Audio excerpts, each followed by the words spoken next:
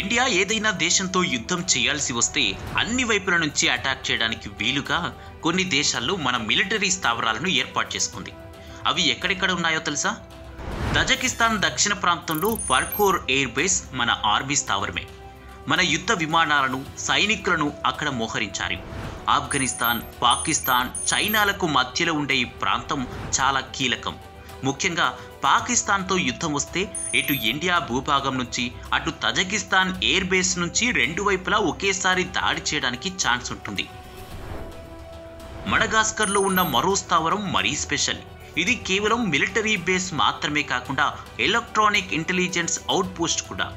ఇక్కడ ఇండియా ఏర్పాటు చేసుకున్న నిఘా రాడర్లు, పరికరాల ద్వారా ప్రపంచవ్యాప్తంగా మిలిటరీ, రక్షణ సంబంధిత అంశాల సమాచారాన్ని గుర్తించేందుకు వీలవుతుంది.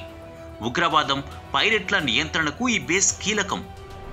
మారిషస్లోని అగలేగా దీవిలో ఇండియన్ మిలిటరీ బేస్ ఉంది. హిందూ మహాసముద్ర ప్రాంతంలో నిఘా, రక్షణ కోసం ఇది అత్యంత కీలక ప్రాంతం. ముఖ్యంగా హిందూ మహాసముద్రంలో చైనా యుద్ధ నౌకలు, సబ్మెరైన్ల కదలికలను గుర్తించి అడ్డుకునేందుకు వీలవుతుంది.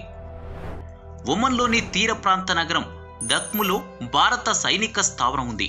ఇది ఇండియన్ నేవీ, ఎయిర్ ఫోర్స్ రెండింటికి సంబంధించి కీలక స్థావరం. యుద్ధ నౌకలు, విమానాల మెయింటెనెన్స్, రిపేర్లు కూడా చేసుకునే ఏర్పాట్లున్నాయి.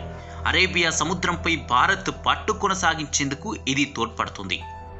సింగపూర్లో ఇండియన్ నేవీకి చెందిన చాంకీ నావెల్ బేస్ ఉంది. మలక్కా జలసంధి ప్రాంతంలో మన నౌకాదళం పట్టు కొనసాగించడానికి, చైనా దక్షిణ ప్రాంతం నుంచి వచ్చే నౌకలు, సబ్మెరైన్లపై నిఘా పెట్టడానికి ఈ స్థావరం అత్యంత కీలకం. ఆఫ్రికా ఖండం తీరానికి దగ్గరలో సీషెల్స్ దేశంలోని అసంప్షన్ ఐలాండ్లో భారత నేవీ బేస్, ఎయిర్ స్ట్రిప్ ఉన్నాయి. హిందూ మహాసముద్రంలో రక్షణ కోసం ఇక్కడ మన దళాలను మోహరించారు. భూటాన్ ఆర్మీకి శిక్షణ ఇవ్వడంతో పాటు మన స్థావరంగా వాడుకునేందుకు ఆ దేశంలోని హా ప్రాంతంలో ఇండియన్ మిలిటరీ ట్రైనింగ్ టీంను మోహరించారు.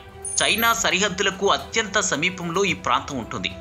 ఆ దేశంతో ఉద్రిక్తతలు ఏమైనా తలెత్తితే ఈ స్థావరం నుంచి సులువుగా దాడి చేయవచ్చు.